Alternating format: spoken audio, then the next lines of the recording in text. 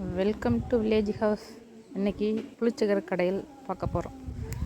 புளிச்சக்கரை பறிச்சுக்கிறோம். நல்லா வந்ததுங்க. மழை வந்ததும் மழை அடித்ததும் அந்தமாதிரி புளியாக வந்துடுச்சு. கீரை நல்ல கீரை பிரித்து இன்றைக்கி புளிச்சக்கரை கடையில் பார்க்க போகிறோம்.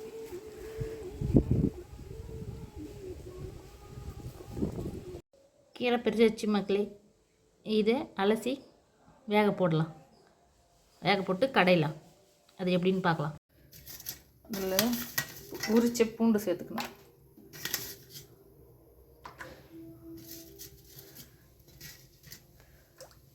இது ஒரு 5 நிமிஷம் வெந்து வந்ததும் கீரை சேர்த்துக்கணும். பூண்டு 5 நிமிஷம் வெந்ததும் கீரையை சேர்த்துடணும்.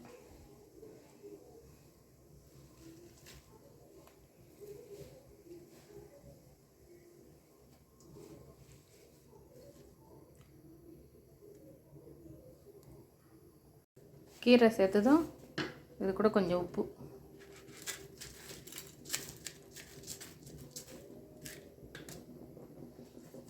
சேர்த்து நல்லா வேக வைக்கணும்.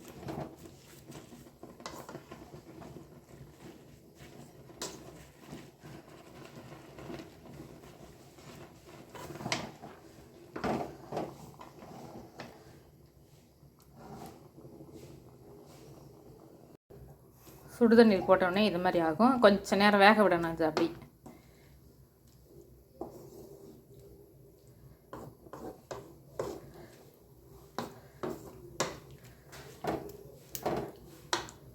கீரை வெந்ததும் அது தாளித்து கொட்டி கடையில் போடணும். பாருங்கள், வெந்தெடுத்து இது அப்படியே வடிகட்டி கடை வேண்டியது தான். அடுப்பு ஆஃப் பண்ணிடலாம். கீரை கையில் பிடிச்சி பார்த்தோம்னா நல்லா வெந்து போய்க்காது.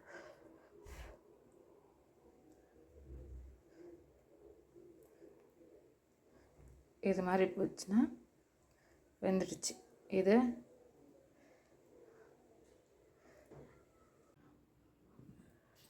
கொஞ்சம் பொருள் வறுத்து போட்டு கடையணும். அது கூட கொஞ்சம் எண்ணெய், வெந்தயம் கொஞ்சம் ஃபஸ்ட்டு,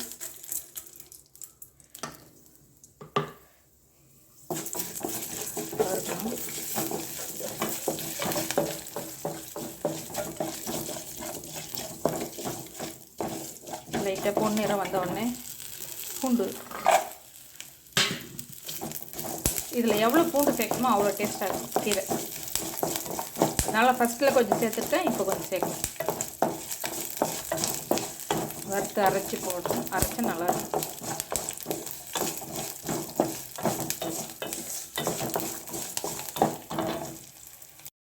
பூண்டு நல்லா வதங்கிடுச்சு. இது கூட வரமிளகாய் சேர்க்கணும்.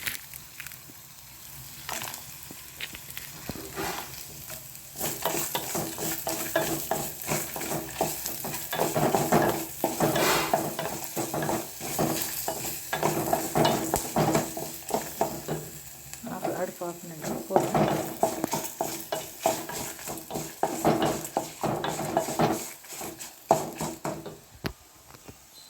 கீரை கடைஞ்சி எடுத்துக்கிட்டு வச்சு இது அப்படியே தாளிக்கணும். மண் சட்டி வச்சு காய வச்சதும் எண்ணெய் ஊற்றணும்.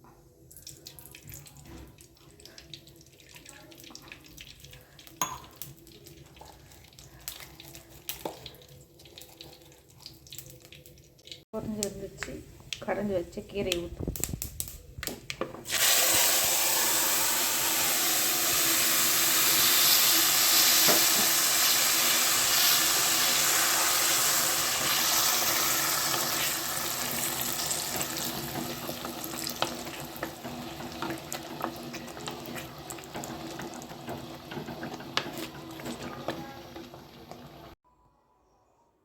புளிச்சக்கரை ரெடி ஆகிடுச்சு.